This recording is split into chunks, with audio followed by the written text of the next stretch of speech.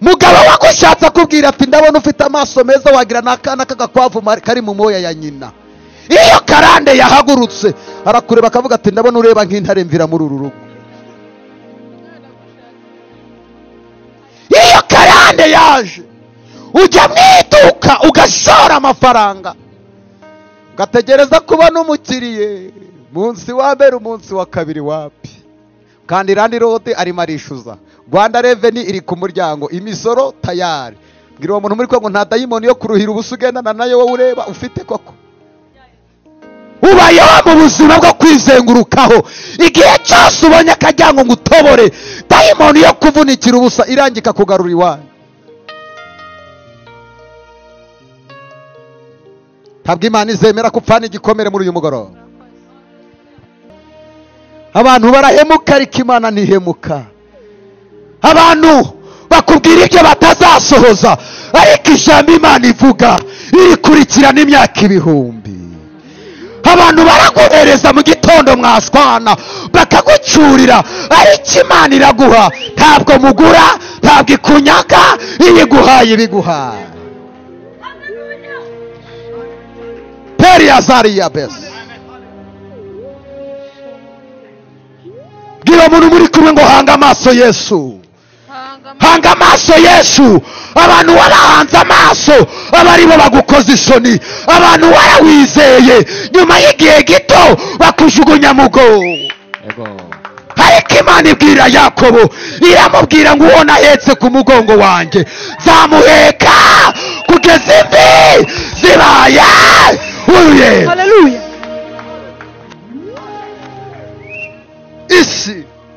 Isi iraguheka, mwagera ku manga ikakujishura ikakujugunya mugobo, ariko umugongo w'Imana uheka mama wawe, uheka papa wawe, uheka murumuna wawe. Umugongo w'Imana uracyari mugari, nturananirwa kuguheka.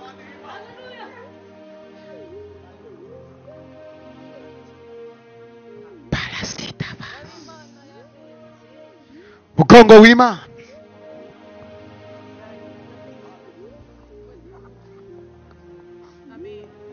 Kankubwira ijambo nsizamanga.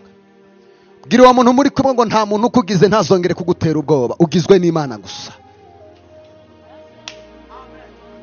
Ntihazagira wongera kugutera ubwoba ngo ndamutse nkuretse waseba, ndamutse nkuretse wamwaye. Ndagira ngo utangarize ngo ataraza mu buzima bwawe wari uriho, wari ukomeye, nagenda ubuzima Imana izabusunika. Ntihagira ugutera ubwoba, ubuzima bwawe buracyafitwe n'Imana gusa. Muhereze ikiganza umubwire ngo ubuzima bwawe burinzwe n'Imana gusa. Ntihazagira umuntu wongera kugutera ubwoba. Amen. Ngo ndakuretse uzaseba, ubundi ataraza mu buzima bwawe ntiwari uriho. Cya kabiri uyu mugoroba Imana yambwiye ngo igiye kugukuraho umudayimoni wo guhabwa ibintu abantu bahazi. Ibintu abantu bahazi. Uzaze nguhereza igitenge, acyambaye imyaka 3 kiracuye, arabona ntacyo cyamumarira, akaba ari wo wagihereza. Uyu mugoroba Imana igiye kuguha umugisha, unyaga abantu ibyo bakunda, abari ibyo Yagiye Kuro iramubwira ngo nzakenyuruza abami kugira ugire gute ukenyere. Ni wowe bahereza ibyo basigaje. Cyore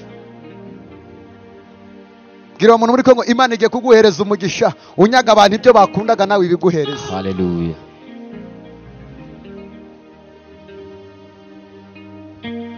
Anyuma mumbwire ngo ntabwo Imana izakugendamo ideni, humura.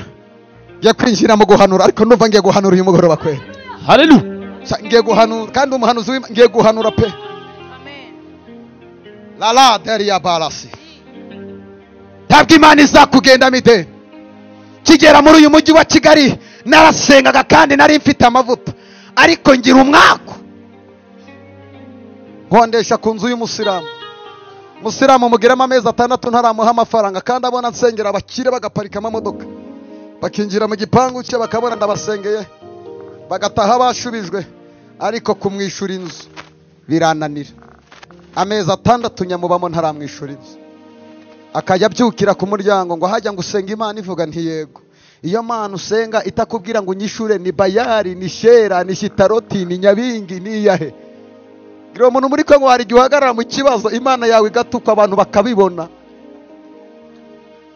Usenga ukazamuka nibature ariko wataha Imana yawe igasuzugurwa. Ngira umuntu muri Kongo hari igitondo Imana igiye kuva mu guhisho bakayibona. arambwira ngo iyo Mana usenga utanyishura ni Bayali, nanjye nkajya mu nzu nkayibaza ariko uri Imana cyangwa ntabwo uri Imana. Imana iti humura. Humure se ntabwo ubona ko amezi 6 arangiye? Iti nzabikora. Byari se. Ngira umuntu muri Kongo nta shengesho na rimwe wasenga ngo ukanga Imana.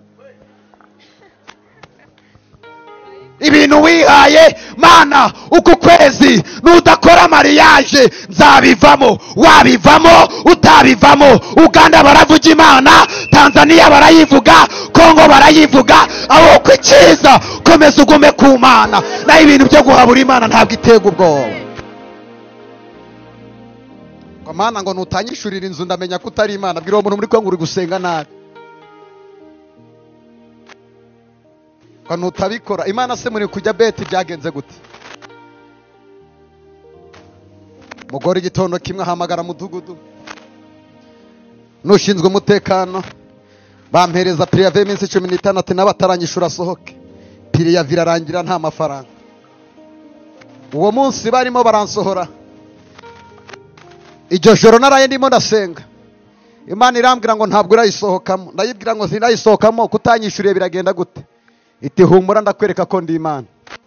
Reka nkubwire ikintu gikomeye mwene data, reka mvugire ijambo ryumva. Ahantu utareba inzira, ahantu utabona uburyo, ahantu utabona igisubizo cy'Imana, hari Imana irahari kugira ikugwanirire. Iyi Imana igiye kugutabara igasangaho fondasiyo, irabanza ikayiritura, igatangira ibyayo bitazagira umuntu n'umwe ubyiyitirira, kugira ngo ejo atazavuga ngo iyo ntakugira, iyo ntagufata amaboko wari guseba. Imana igikora ikintu kizayitirirwa yonyine, nta wundi muntu n'umwe ubigizemo uruhare. Mu gitondo baraza basohora ibintu byanjye. Mbwira Imana ntiwambwiye ko ntayisohokamo, ntabwo ureba ko babisohoye? Umugore yarari mu nzu, oriya mamata. Imana imukubita ikintu cyitwa umusonga, umufata hano mu gituza. Abantu bari hanze, umugore arimo arataka, ari mu nzu ati musonga uranyishe we mugabo wanjye we. Yarafite umugabo nawe w'umusiramu, arabwira ati mugabo wanjye napfuye. Cya kimwaro cy'abanshungira birukankira kuri wa mugore, bamujyana kwa muganga, ingwara irabura pe. Ubu hari abantu bari hano bagiye kwa muganga ingwara zabuze, nta handi mutegereje igisubizo ni kuri Yesu gusa. Bamujyana kwa muganga ingwara irabura.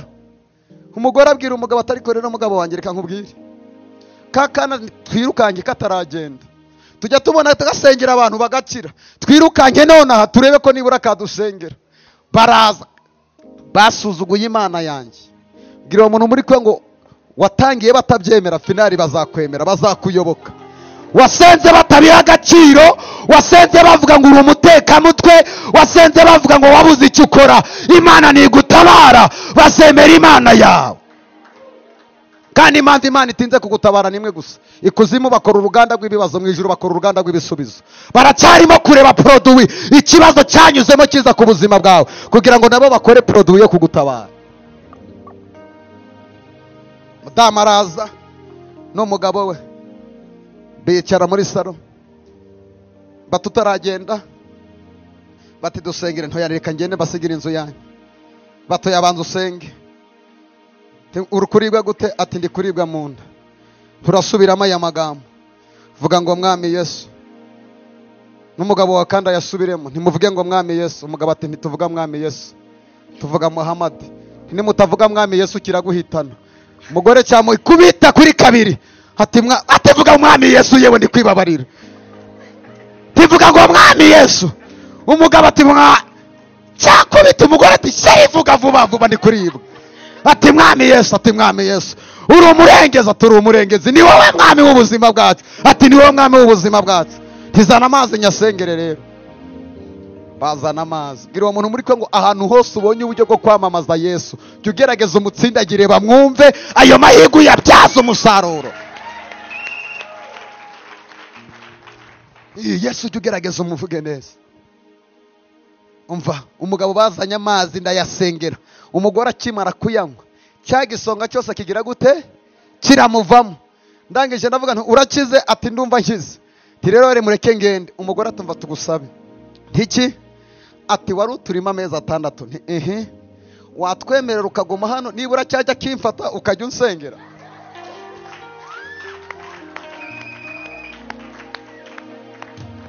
Toya ndireka ngende n'ubundi mwambwiye ko ngenda mwanteje abantu ngo sinsenga. Batoya twemeye Imana yawe. Hanyuma ko mbona irangi ryanduye bati turateramo n'irindi rishaje. Amezi 6 Imana irayishura. Bamandi mezi 6 nagize gute? Hishura. Bwira umuntu muri kumwe ngo reka nkubaze ubundi, nta mafaranga ufite, nta mashuri, nta business, nibura unanibwe no gutunga amavuta, nujya wikuhumura bavuge bati reka tujye kwa runaka nibura tumubaze ko turaramuka. Dayimoni nizirikagura abana b'umuturanyi b'umukire, babyukiye mu gitondo bakubwira ati tubariza Imana aho biri guturuka. Bwira umuntu muri ko ngo washatse amavuta nibura. Oya niyenge ngikurengera ubundi. Uri i Kigali nta mafaranga, nta mashuri, uraho uteretse amaso ngo Imana izabikora. Bwira umuntu muri ko ngo shaka amavuta. Niba imiryango yose yanze, shaka amavuta y'umwuka wera.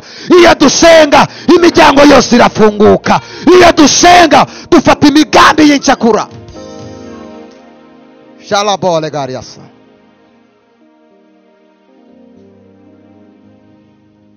Mwese muri hano bafa Noel, ntabwo Imana izabagirira neza mutarababara. Mwihangane ishuri muriho. Baririmbye Imana mbere yuko ibagirira neza igomba kubanyuza ku ishuri.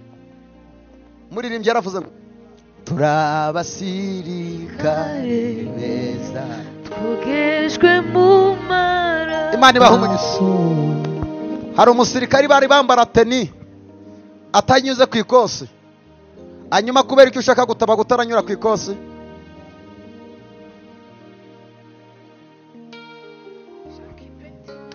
bele edaziteme. Mbere yuko nsenga reba umuntu mu maso nkubwira ijambo mumbwirira. Mubwire ngo nta manyanga wakoze Imana ikagutwikira ikankakuseba. Akubwiye ko hari se? Oya murebe mu maso mubwire ngo nta bintu wakoze Imana ikagutwikira ikanga ko wandagara. Abantu bakabona ugenda hari ibinyanga ufite, Imana ikanga kuseba, ikanga ko wandagara, ikanga kugushyira ku karubanda.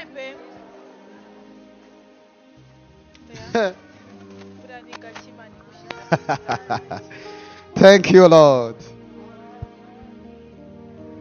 Hanyuma mumbwirire ngo ingingo isigaye nimwe niyo kwihana gusa.